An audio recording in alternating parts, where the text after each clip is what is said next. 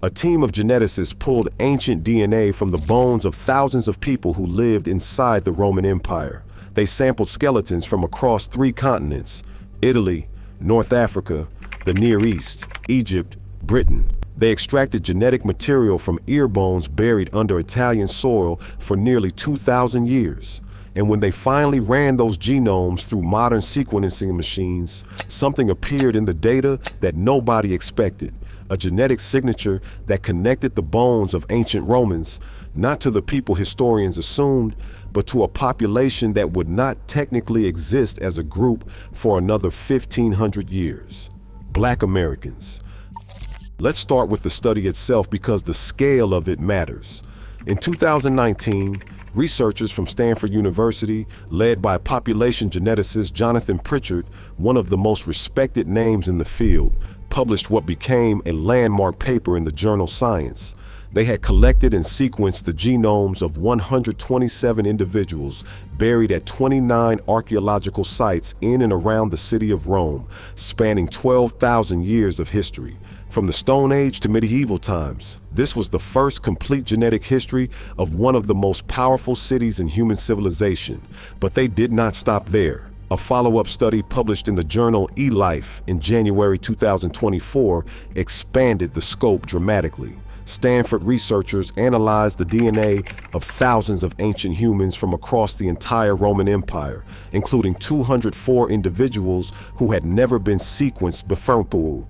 They pulled bones from 53 archaeological sites spread across 18 countries: Britain, North Africa, the Near East, Central Europe, the Balkans. The numbers they came back with were startling. At least 8% of all individuals studied did not genetically originate from the region of Europe, Africa, or Asia, where their bones were found. These were long-distance migrants, people who had traveled hundreds, sometimes thousands of miles, and then died and were buried somewhere else entirely. In a city of 1 million people, at the height of its power, fewer than 30% of Rome's inhabitants had genetic ancestry primarily tied to early Italian farmers. The rest, they traced their roots to the Eastern Mediterranean, to the Near East, to North Africa, and in ways that would only become clear when this ancient data was compared to modern populations, to West and Central Africa. That comparison is where the story gets remarkable. Before we go any further, if you're new to this channel, hit subscribe right now. We cover the stories that genetic science is quietly rewriting, the ones that do not always make the front page, but absolutely should. This is one of them. Hit subscribe. Now let's keep going. To understand what scientists found when they compared ancient Roman DNA to modern Black American DNA, you first need to understand what Black American DNA actually looks like. This is not a simple picture, and that in itself is the first revelation.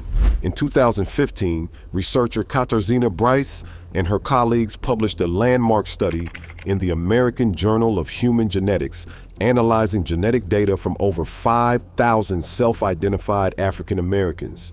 What they found scrambled a lot of assumptions. The average African American genome is approximately 73 to 77% West and West Central African in ancestry, but then there is the rest. On average, about 24% of the African American genome traces back to European ancestry, a direct genetic legacy of slavery, coercion, and centuries of forced proximity and violence, and about 0.8% traces to Native American ancestry.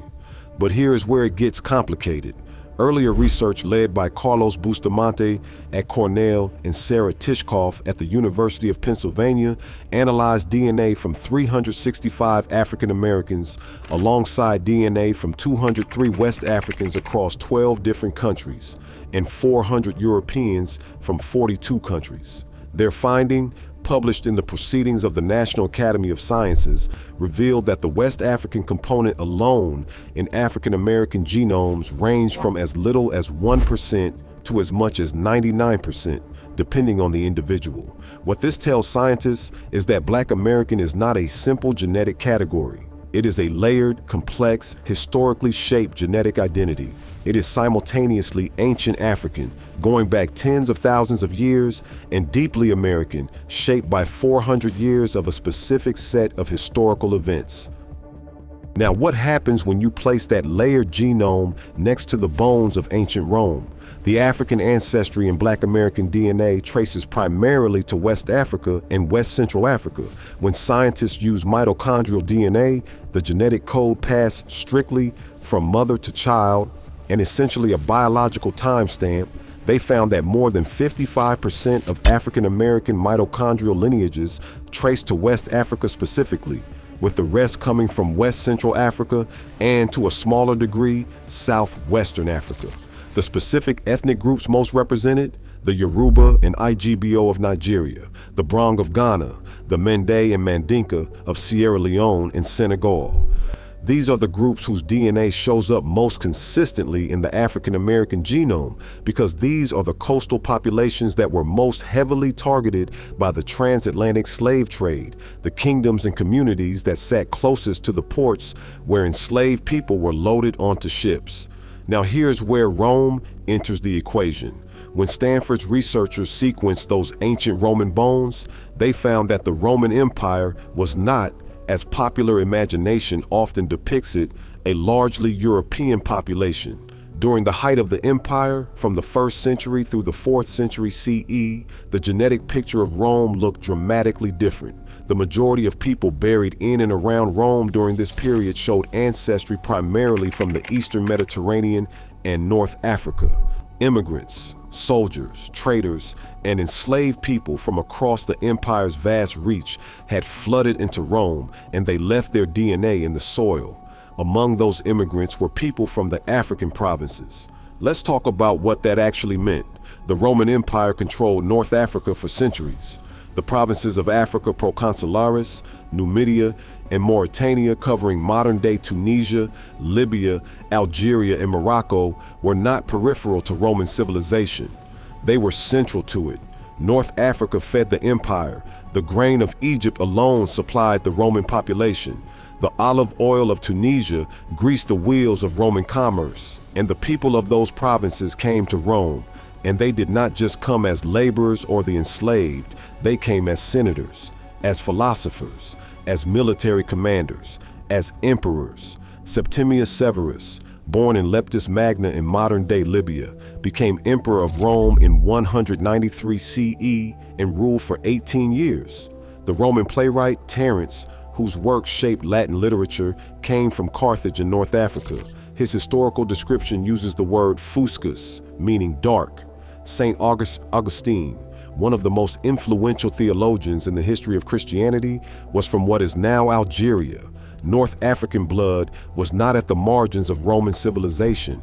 It was woven into the core of it, and the DNA data from Stanford confirms that those movements left a measurable biological mark on the empire's genome. But here's what historians and geneticists have been quietly recognizing. North Africa in the ancient world was not genetically isolated from sub-Saharan Africa the way people often assume. Trans-Saharan routes existed, trade moved, people moved, and new genetic research is rewriting just how porous that boundary actually was. In 2025, researchers published findings from analysis of 7,000-year-old naturally mummified individuals from the Takarkori rock shelter in southwestern Libya, deep in what is now the Sahara Desert. At the time those people were alive, the Sahara was green. It was habitable, and those individuals carried genetic lineages that trace back to a deeply isolated North African population, one that itself had diverged from the same ancestral stock as sub-Saharan Africans tens of thousands of years earlier. The wall between North Africa and sub-Saharan Africa in ancient genetics is far thinner than colonial-era historians wanted to believe. And then came the 2025 study that changed everything about what we thought we knew about African presence in the ancient world. In August 2025, a team of researchers from the universities of Lancashire and Huddersfield and several other institutions published 2 papers in the journal Antiquity. They had been analyzing ancient DNA from 7th century burial sites on the south coast of England, specifically 2 cemeteries, one at Updown in Kent and another at Worth Matravers in Dorset. These were post-Roman sites, people who died roughly 200 years after the Roman Empire pulled out of Britain. And in those graves, they found something that stopped the scientific community cold. 2 individuals, an adolescent girl buried in Kent and a young man buried in Dorset, carried autosomal DNA, showing 20 to 40% genetic affinity to modern-day West African populations. Specifically, their DNA matched the Yoruba, the Mendi, the Mandinka, and the Isan, precisely the ethnic groups that show up most prominently in Black American ancestry. Their mitochondrial DNA, the maternal line, was Northern European, but their autosomal DNA, the genetic material inherited from both parents, told a different story. The analysis suggested that each of these individuals likely had a grandfather from West Africa. Let that land for a moment. In the 7th century, in England and post-Roman Britain, 2 individuals whose paternal grandfather appears to have come from West Africa, from the same gene pool that would more than 1,000 years later form the core of what we now call Black American ancestry. The researchers concluded that these were not isolated anomalies. They were evidence of a connected world, a world in which West African people had already been moving through the edges of the former Roman sphere long before the Age of Discovery, long before the transatlantic slave trade, long before anyone told them their history did not exist before 1619. Now let's bring this together, because this is the part of the story that hits different when you see the full picture. When scientists compare the genetic ancestry of modern Black Americans to the ancient DNA pulled from Roman-era sites across the empire, they are not finding a perfect match. That is not the claim. Ancient DNA science does not work like a family tree app. What they are finding is something more significant, a shared genetic origin. The West African haplogroups, the specific branches of the human genetic family tree that dominate Black American ancestry, are ancient. They predate the Roman Empire by tens of thousands of years.